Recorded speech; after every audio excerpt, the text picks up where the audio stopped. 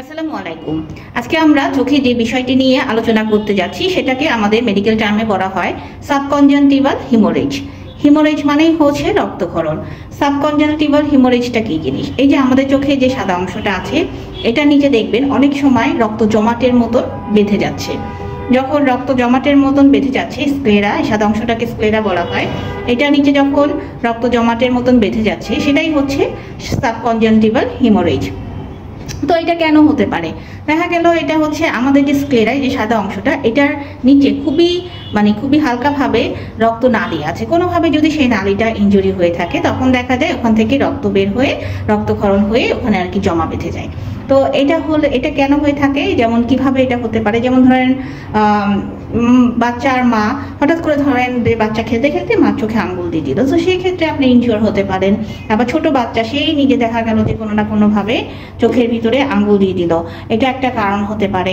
এছাড়া ধরেন যাদের প্রেশার বাড়তি থাকলেও কিন্তু এটা হয়ে থাকে। আবার ধরেন আপনি হঠাৎ জোরে হাঁচি দিলেন, হাঁচির সাথে একটা চাপ সৃষ্টি হলো, সেটা থেকেও কিন্তু এরকম হতে পারে। আবার যাদের ধরেন কোষ্ঠকাঠিন্য আছে বা আদার সমস্যা, এগুলো থেকেও যখন আপনি ওয়াশরুমে যাচ্ছেন, চাপ দিচ্ছেন, সেই ক্ষেত্রেও কিন্তু দেখা গেল যে হঠাৎ করে একটা ব্লাড ভেসেল, যেহেতু এগুলো খুব পাতলা থাকে, হয়ে রক্তক্ষরণ হতে পারে। তো এইসব ক্ষেত্রে আসলে করণীয় কি? অবশ্যই ডক্টরের কাছে তো যেতে হবেই।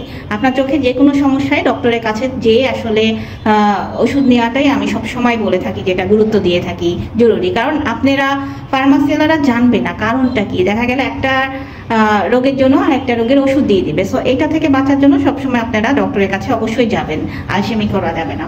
এই যেটা কথা বলছিলাম সাবকনজাংটিভাল হিমোরেজ আসলে দেখা গেল 2 সপ্তাহ 3 সপ্তাহ পরে আস্তে আস্তে কমে যায়। সো এটা নিয়ে অ্যাকচুয়ালি আপনি যদি চোখে কম দেখতে শুরু না করেন, বা আঘাতের কারণে আপনার বমি হয়ে যাচ্ছে, বা খুব বেশি ব্যথা হয়ে যাচ্ছে, ময়লা আসতেছে, পানি আসতেছে, এরকম যদি কিছু না হয়, শুধুমাত্র লাল হয়ে আছে দেখা বা অন্য কোনো সমস্যা নাই, সেক্ষেত্রে আপনাদের ভয় পাওয়ার কোনো কারণ নাই। এটা অবশ্যই কমতে সময় লাগে, দেখা গেল 2 থেকে 3 সপ্তাহ বা একটু বেশি 1 মাসের মতনও লাগতে পারে, কিন্তু আস্তে আস্তে এই লালটা কমে যায়।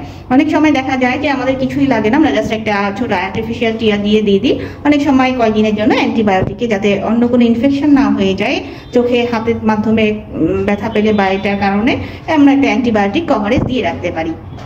সো আমরা দেখা গেল পেশেন্টকে বলি যে এটা নিয়ে ভয় পাবেন না, এটা আস্তে আস্তে কমে যাবে 2 সপ্তাহ 3 সপ্তাহ পরে। অনেক সময় দেখা যায় যে দেখা গেল যদি এক জায়গায় আছে কিন্তু এটা ছড়াই যাচ্ছে, তখন দেখা যায় পেশেন্টটা ভয় পেয়ে অন্য আবার ডক্টরের কাছে চলে যায়।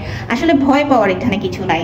যদি আপনার কোনো প্রবলেম না হয়ে থাকে সেক্ষেত্রে এটা হচ্ছে রক্তগুলো চারপাশে ছড়িয়ে এটা আস্তে আস্তে কমতে শুরু করছে, ঠিক আছে? তো এতে হচ্ছে ভয় পেয়ে যাবেন না, হ্যাঁ। সো কোনো কিছুর জন্য যেটা আমি বারবার বলি যে অবশ্যই পরামর্শ নিয়ে সেই অনুযায়ী যদি আপনারা চিকিৎসা নেন, আশা করি কোনো সমস্যা হবে না। সবসময় ভালো থাকবেন। ধন্যবাদ।